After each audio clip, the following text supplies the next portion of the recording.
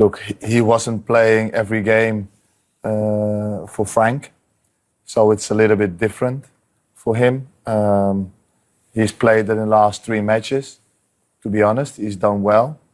It suits him, the 3 at the back. It gives him the license to that he doesn't have to recover that much area, you know, when they lose the ball.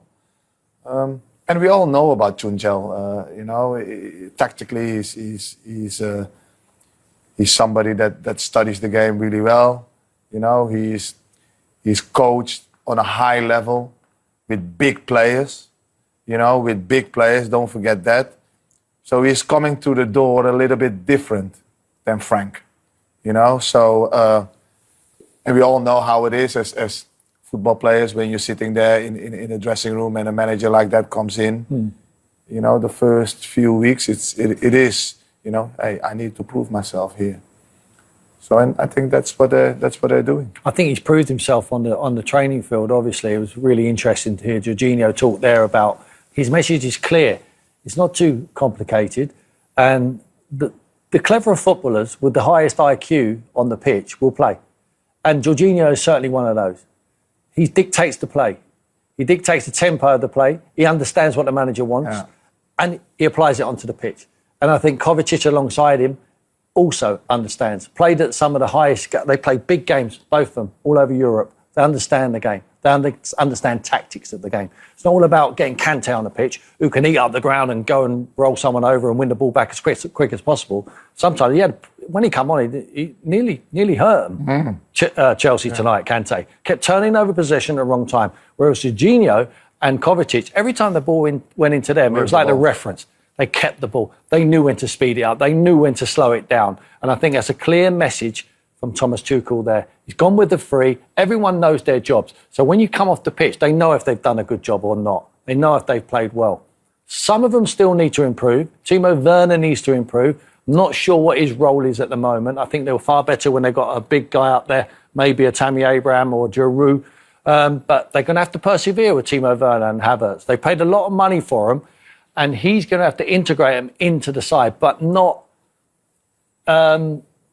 he cannot put them in if it's going to mean that they start losing football matches, because, like I said, he needs to win. He needs to get out there in the top 4, but he's on track to be able to do that. That's interesting. Just for clarification, where did you come in the IQ test list? My IQ was very good. I think I lacked the mobility a little bit, but I think I understood what the manager wanted and I applied it. Share with the pundit and share with the player. Talking of Timo Werner, he was involved in the penalty incident. There wasn't any debate about this, Jimmy, was there? I don't know what the IQ test was in this one. No, and this is typical Werner, his run, getting behind the defence. And he's very smart, as Tim said earlier. You know, he knows it's coming, put his foot in front of Dyer's foot, and what Dyer is doing is diabolical here. Why? You don't have to do it. He can't have a shot away. Alderweireld is still protecting here. It's a penalty. You looked at that angle there was perfect from Timo Werner. He sees it. He doesn't even try to toe the ball away. All he knows he has to do is get his foot that side of Eric Dyer and let him kick him, and it's exactly what he did. And he would look like... I mean, I always think when he steps up, he's never going to miss. Where are you on penalty styles, Tim? I love this one. Anyone what ends up in the back of the net, I'm really pleased with. and you're right. Yeah, as simple as that. Just put it in the back of the net. 12 from 15 from the spot for Jorginho. That was the goal that won it. Let's get some more Chelsea player reaction. Here are the thoughts of Mason Mount. Mason, was that a deserved win? You had pretty much good control in the majority of the game. Yeah, I think we had a lot of control in the first half. I mean, we should have scored more in the game. I had a couple chances. We had a couple other chances where we should be way more clinical in front of goal, and that's something that we need to work on, me, myself as well. But no, I think we had good possession throughout the game. It's always tough to come here and control it throughout because they go forward, they push for the goal. They knew there was 1-0 down at the end, so they're trying to get an equaliser. So it always makes it tough to kind of have that control throughout. But no, I thought we played very well. Yeah, but tactically, it looked like you had the edge from the start. You know, overloads, wing backs pushing on. It was causing the Spurs a lot of trouble. Yeah, that's what we kind of looked at before. It's the style the manager wants us to play. and it's been working well. So it's something that we need to keep working at. It's new. It's different for some of us players, especially me today, maybe playing a bit as a kind of false 9 and then dropping into the 10 and helping the midfield out. So we're all learning, but it's obviously going well so far. And Thomas is going to keep changing this system. He said before the game he's going to try different tactics, different people in different places. Yeah, and that's obviously a positive for us, and it makes it difficult for any team we play against. They don't know what we're going to come with. We're obviously working on it day in, day out in training, different formations, different tactics, and we're just focused on trying to keep getting better and better and getting them wins. And maybe just a bit more killer instinct, is that what he's going to say to you? Yeah. I saw you go down the tunnel with him and around the shoulder. What was the discussion there? No, I just said I should have had 1 or 2, definitely, and we spoke about it at half-time as well, just be clinical and go with a purpose and want to score. I mean, I didn't have my shooting boots on today, so something that I'll work on during the week. And it's a bit different. I've been playing a bit deeper, so to being up in the box a bit more, I need to work on that finishing. So hopefully it can come. That was really insightful about the change in style from one manager to the other. He started more games under Frank Lampard than anybody else. He didn't start Thomas Tuchel's first, but he's going to start plenty, isn't he? Under the He's going to start plenty. But how refreshing to see him and to hear what he's got to say. You know, what a lovely kid, but also lots of ability he has. And interesting how we play today and the position. You know, false 9, number 10, helping the defense out.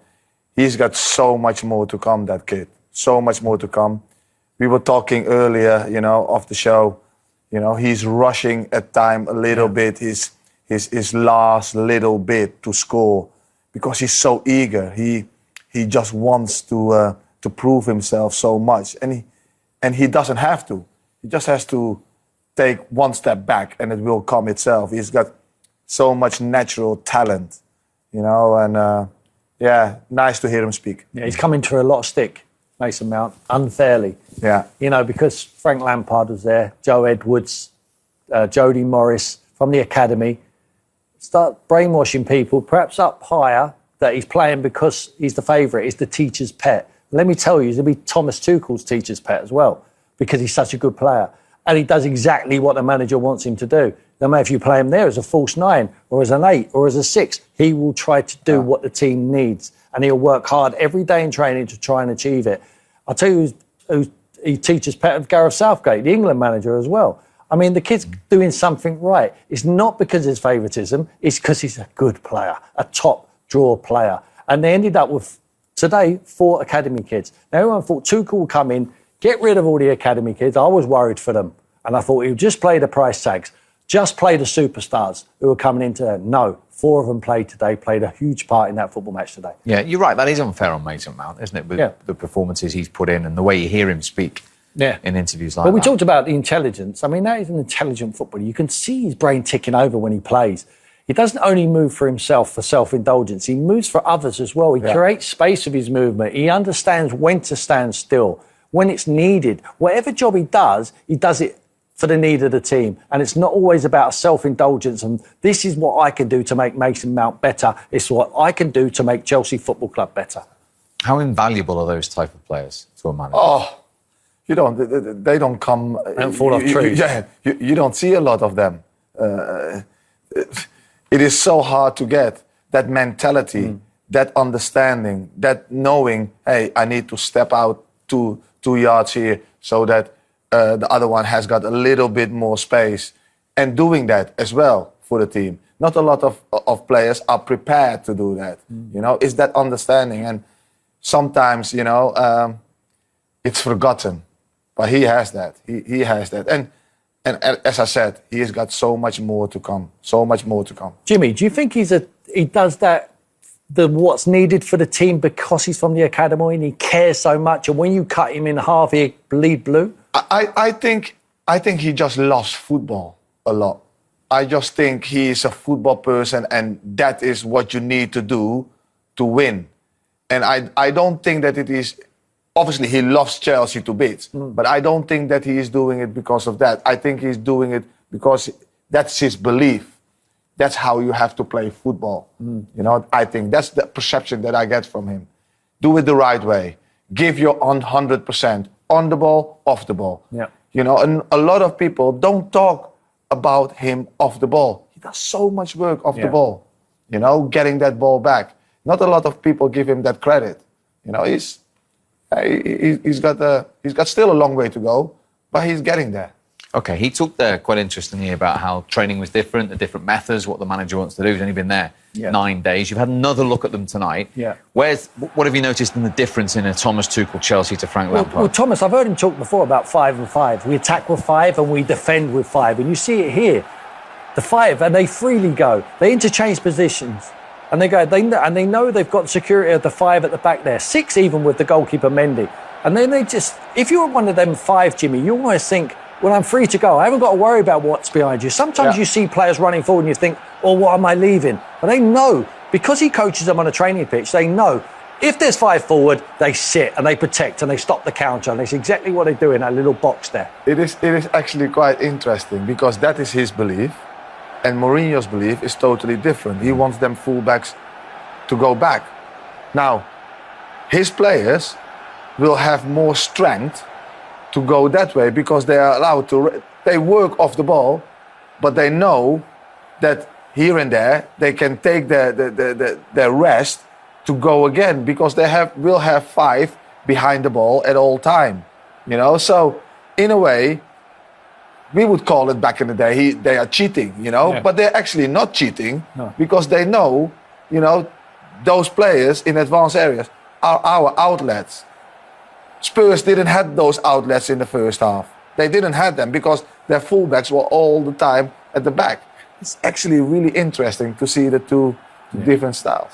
It's really important to be brave in possession. And when you get good possession through Jorginho, through Kovacic, then it allows the wide players to push on. And then it's sending the Tottenham defenders back. Yeah. And then you win the numbers game. Then you've got them in their own half and you're playing the ball around, overplaying at times, Chelsea, certainly in the first half. Yeah. But they had the counter-attack on the second half. If they had more quality and more clinical in their finishing, they would have scored more goals in the second period. But that is only 3 games with Thomas Tuchel.